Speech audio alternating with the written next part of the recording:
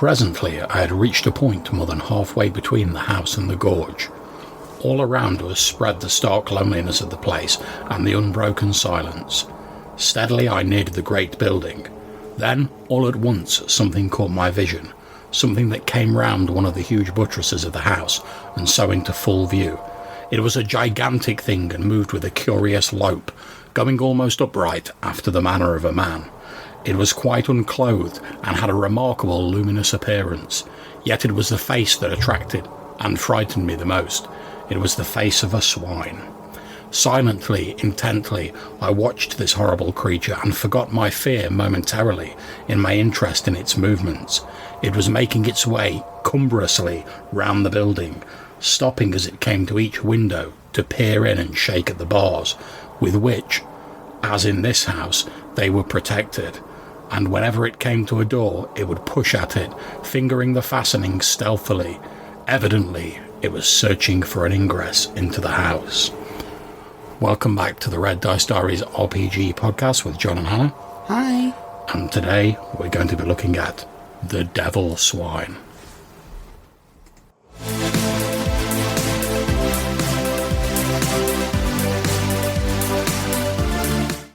Okay, so we've got something a little different for this Friday's monster episode.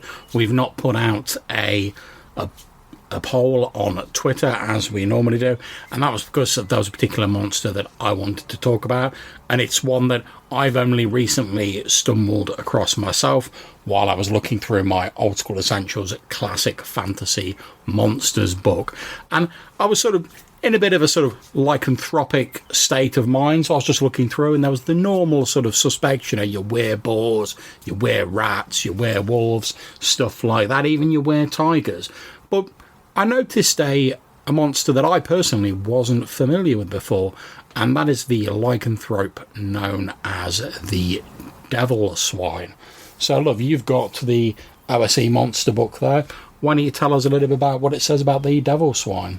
So, it's an A5 book and it's probably a third of the page, so there's not a lot to go on here, but there is a lot that you could make use of. Yeah. So, quote at the top: corpulent humans who can change into huge swine, love to eat human flesh, lurk in isolated human settlements close to forests or marshes. Indeed. We've then got the basic stat block. Let's see, AC 3 or 9 in human form, 9 hit dice, 40 hit points, so they're pretty tough. Thaco's 12, and they've got a gore attack or an attack with a weapon or a magical attack, which I'll chat about in a sec. So we've got a shape change power, but it only works at night. I don't know whether that means that they're locked into whichever form they choose at dawn, or whether they have to go back to a particular form at dawn. I would assume, given that they're described as humans who can change shape, that they're probably they're stuck in human form during the day. But obviously, if you're a GM, you can tweak that as you need for your own game. And then we've got the charm power. Yeah. 3 times a day, save versus spell at -2, or be charmed. If you're charmed, you move towards them, resisting anyone who tries to stop you. You do what they tell you to, and you're unable to cast spells or use magic items. You're unable to harm the Devil Swine, and if someone else kills it, it breaks the charm. Yeah, and I can see there it says they're normally encountered with 1d4 -1 sort of charmed people as like a little entourage. Yep. When you encounter them. So that's pretty much what it says in the Old School Essentials monster book.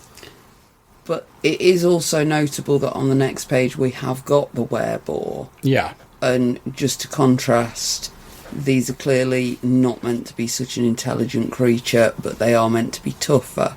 They have one power, which is a battle rage power. Yeah. And they take up a sixth of a page on the A5 book. It's barely a paragraph. It's a weird thing, though, because, I mean, looking at the wereboar's stats, I can see that they've got a better AC, but they've actually got far fewer hit points. They've got a lower Thaco as well. So they'd make, like, ideal sort of shock troops, and then your Devil Swine would be your boss mob. So after discovering this in the Old School Essentials monster book, and I know it was in the previous iteration of it, BX Essentials, I thought, well, Old School Essentials is pretty much a direct port of the old basic expert version of Dungeons and Dragons.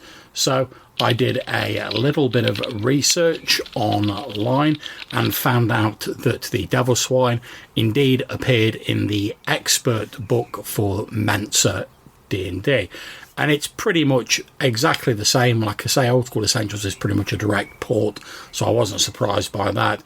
We get the same sort of description, you know, they're shape changers, they haunt the fringes of human settlements, especially those near swamps or forests, apparently, which makes sense, you know, pigs. They're carnivorous, especially fond of human flesh. They can assume the form of huge hogs or fat human beings. And it says here, we get a little bit more detail about the shape changing that you were asking earlier. It says they can change from one form to the other freely at night, but at dawn they're stuck in their current form until dusk. So it gives us a little bit extra there. Devil Swine can be harmed only by silver or magical weapons, according to the expert book. They've got the charm person still, which pretty much works as you've described, and the stats are pretty much the same. So having found this, I also then went back to have a look at Necrotic Gnome's website, because Gavin Norman, when he was coming up with BX Essentials, did a lot of blog posts and things like that.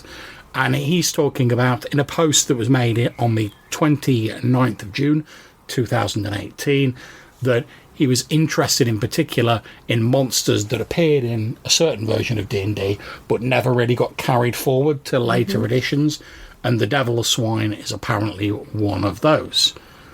And on this page he's got a lovely bit of artwork which is by Luca Rejek, which shows basically a person trussed up to be eaten, and around them are all these fat humanoid pigs wearing weird culty robes. The person's surrounded by fruit, there's jugs of wine, and all these fat pigs are basically getting served by a waiter, and they're sitting down to eat this person. I love that artwork. Yeah, it's quality, isn't it? And obviously we can't really show it you because of copyright and whatnot, but it's an absolutely great piece of artwork, and I'll put a link down to Gavin's blog post that has it in the description of this show. But it reminded me of, like, you know, there's old, certainly in the UK, I don't know about elsewhere in the world, but that was like the tradition sort of in earlier times where, like, when they were doing like cartoons and caricatures of people. I was going to say, yeah, it looks like a newspaper cartoon. Yeah, they'd often characterise sort of rich or very affluent people as being like fat cats and sort of like hogs who were like just like snuffling up everything that was going. And this piece of artwork by Luca Rejek with these fat hogs sat around about to tuck into this, no doubt quite poor, judging by how thin they are, person, reminded me very much of that, you know. And one of the things I quite like about the Devil Swine is it strikes me as being more of a sort of urban lycanthrope. Well, yeah, when I was looking at it, it made me think far more of the pigs in Animal Farm than anything else. Yeah. Of the sort of, particularly the charm person powers that they've got being very, sort of like how, I think it's Squealer is always talking to the other animals and convincing them to go along with the plan. And you could see how, like, if you can charm 3 people in a crowd, if it's the right 3 people, you can have the whole crowd on your side. And yeah, I thought it could make for quite a good villainous monster in that way. Yeah, and another thing about it is the sort of affluence that this sort of picture and the sort of idea of the Devil Swine portrays. Like you say, if you can influence people, you're going to influence people and make yourself more comfortable. Now, when we've had like urban lycanthropes previously, in my view, they tend to have been like, you know, like your were-rats and you're sort of scrubbing around in the sewers and stuff like that. Whereas this actually seems like a lycanthrope that could do quite well in like civilised and inverted commas society. Want to do quite well. Exactly. It enjoys the luxury, and it getting those luxuries seems to be part of its reason for being. Yeah, I mean, for right or wrong as well. I mean, most sort of D&D games are set in this sort of pseudo-medieval sort of like vibe. And you would assume that in most sort of medieval times, like, unless you're really well off, you're not fat because you're busy working on your farm, you haven't got much money, etc. Whereas the Devil Swine is specifically described as being corpulent. So, obviously, I know that sort of ties in with the idea of like pigs being quite fat, but I think it's definitely a reference to, you know, the sort of like idle rich, you know, people who are just consumers, which obviously ties in with the idea of like pigs, rather than, you know, your more normal sort of like pseudo-medieval, like people working in the fields, like your peasantry, etc.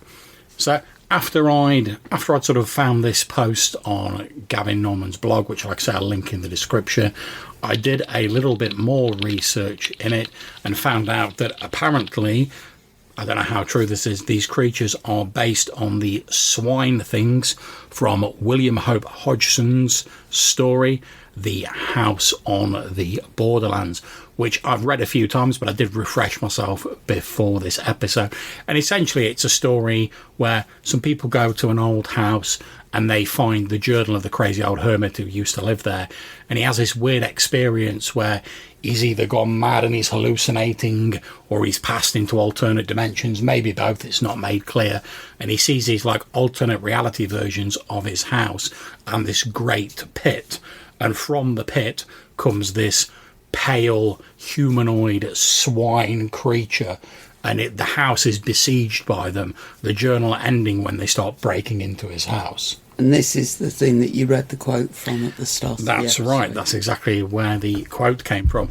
And I can quite see how you could sort of lean on that for a horror vibe, because normally when we tend to think of like anthropomorphic animals, it's either like quite cutesy, but it's not that scary, whereas something about a creature which, to all intents and purposes, looks like a human, but it embodies like the worst of humanity, throw in a smattering of like sort of bestial sort of impulses, and this view where they just see humans as like other animals for them to consume, you could really go with that horror vibe. And as we sort of seem to have segued nicely into the how you can use them in your game, obviously I'm sure you've worked out by now that me and Hannah are a fan of the sort of Wicker Man-esque sort of pagan style like horror stories, and we've talked a few times about how you can use various monsters in that sort of like Innsmouth style village vibe. Well, imagine you go to a village and they keep a lot of pigs, they're farmers, nothing seems untoward. Maybe they've got a few more pigs than other villages, but the whole village is designed just to lure people in, like passers-by, to eventually be feasted upon, both the people and the pigs in the village, who are all actually these devil swine. And basically any one of them who ends up stuck in its pig form just sort of trots to the pen to wait for the night time, knowing they'll get fed by like their relatives and whatever. And the others, meanwhile, adopt this facade of the peaceful, bucolic, pseudo-medieval village. Oh, there's a nice little tavern and stuff like that. But when you end up there, obviously the final destination is probably the cooking pot. So, love, have you got any ideas for how you think these creatures could be used in RPGs? So, I'd actually quite like to see them used in, as you said, an urban setting. Yes, yeah, perhaps very much as a group of gangsters or mobsters, or if you wanted to go really on the nose, they could be police or corrupt politicians. And when I say an urban setting, it could be a fantasy setting, it could be a sci-fi setting, it could be a modern day setting. The idea of shape-changing creatures whose like main reason for being is to enjoy luxuries, and one of the luxuries that they particularly enjoy is eating human flesh. There's so much you could do with that as a group of villains if they can work together. Yeah, and I mean, I think if you want to sort of like lean into this sort of like corpulent consumer stereotype, there's so many sort of tried and tested like NPC types you might have in a typical D&D game. So if you think about like the stereotypical sort of like scheming seneschal, or, you know, like the sort of like the fat cat sort of merchant, you could easily sort of like ramp that up to the nth degree by saying that they're one of these devil swine. And, all of their scheming and their charming people and getting into positions of power is basically designed to, like, fill their own gullets. Because if you want to be sort of cynical about it, aren't sort of 99% of the things we do as, like, real people just designed to make sure we're fed and that we've got enough creature comforts? And the way I see it is the devil swine is just that sort of taken to the nth degree. So to use, like, a sort of catchphrase, it's like holding like a dark mirror up to ourselves, where they just take our worst sort of features and they exaggerate them and put them in a fantasy format. Yeah, and if you did want to sort of really push this kind of thing, you could have these characters introduced as just some people that are funding some stuff that the player characters are doing, and then when the player characters discover what's going on behind the scenes, and they discover that, like, actually there are people farms involved, or they're taking people off the streets, or however you want to play it, that's when they discover that it's a devil swine, not just a person. Yeah, and I mean, it's interesting you say that, because perhaps when they turn up, they seem to be like a genuine good Samaritan.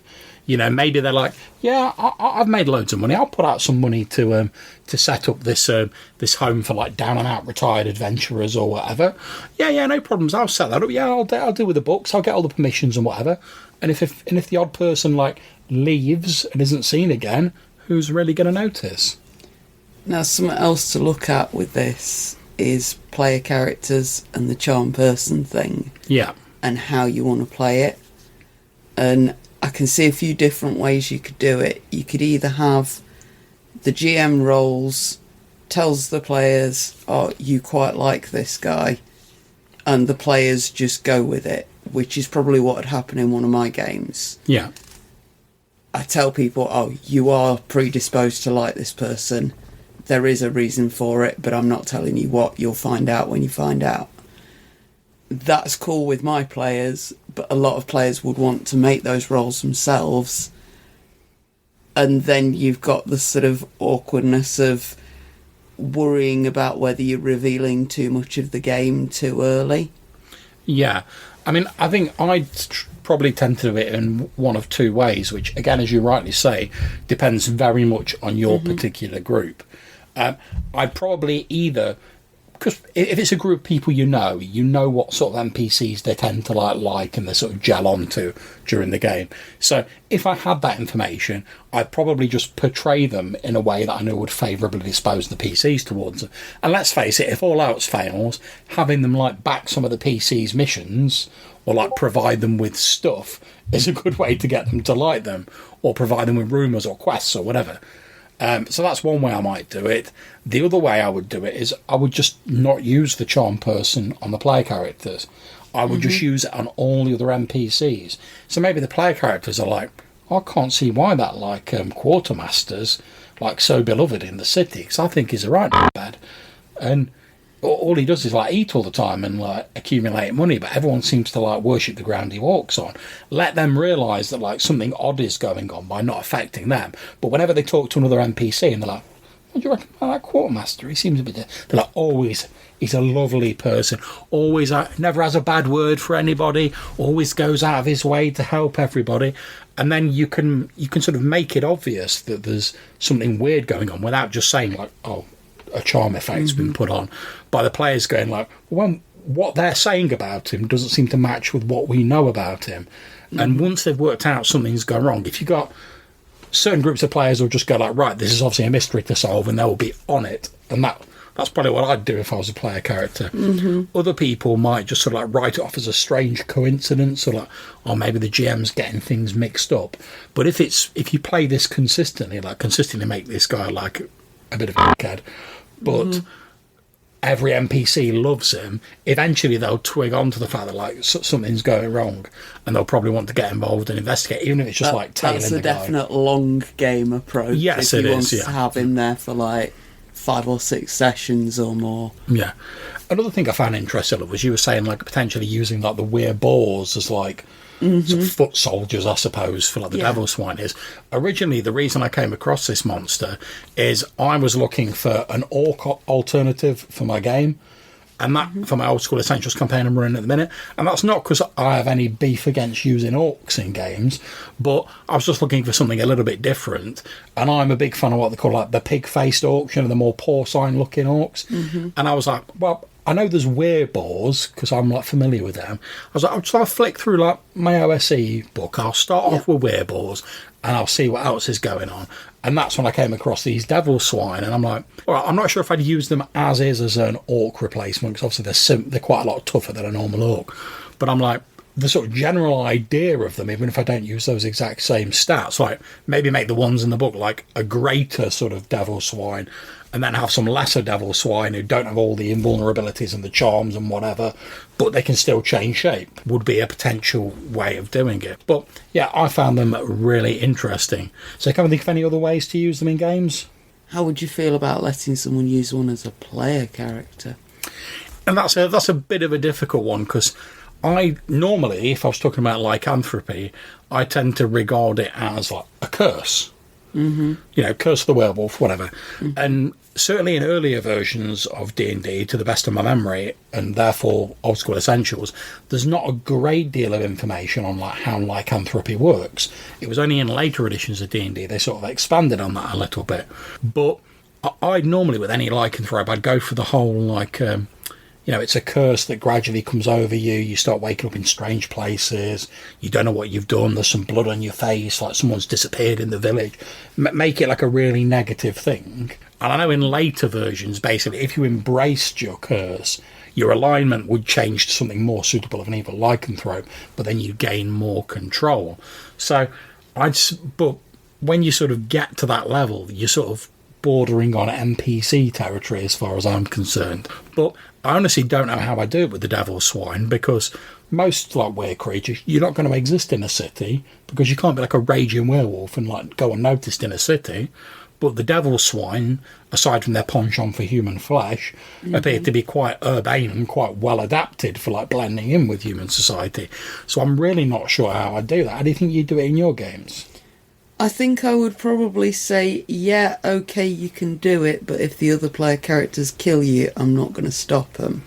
Yeah. It'd be a matter of the player trying to keep it under wraps for as long as they could. Yeah. Being able to, like, play out whatever character, I'd probably say you'd be looking at some sort of noble-themed character. Yes. From, like, some rich family. And you've got a lot of political sway there, but you've also got this big dark secret that you've got to keep. Oh, and by the way, I'm going to give you these penalties if you don't eat human flesh. Yeah, I mean, I think... And then I'd just let it play out. Yeah, I mean, I think another way you could do it, sort of like riffing on a bit what you were suggesting there, is rather than giving them penalties, is perhaps the benefits you get, the charm, the change shape, that's keyed into your eating of human flesh and like these compulsions. So basically you say, I'm just putting random figures out on my backside, maybe you say like, oh, if you don't eat flesh within 3 days, you lose like the charm ability. Then if you still don't eat it within another 3 days, you lose the transformation ability. You only get them back when you eat human flesh. So the idea is if you don't want these abilities and you restrain yourself from eating human flesh, you can be fine. But let's face it, charm person 3 times a day, changing shape, being immune to like non-magical weapons, that's quite handy if you're an adventurer. So you've got that sort of deal with the devil vibe going, where you find you'll be fine going like, no, I'm not eating human flesh, I'm going to resist. But then you find yourself in a combat. Party's trapped in a dungeon. Yeah. And there's this one guy who you know is a thief and a murderer and God knows what else. And it's you or him. Yeah. And you could go and rescue the rest of the player party, but you know he's going straight out if he survives. I mean, let's face it. Maybe the rest of your party's down.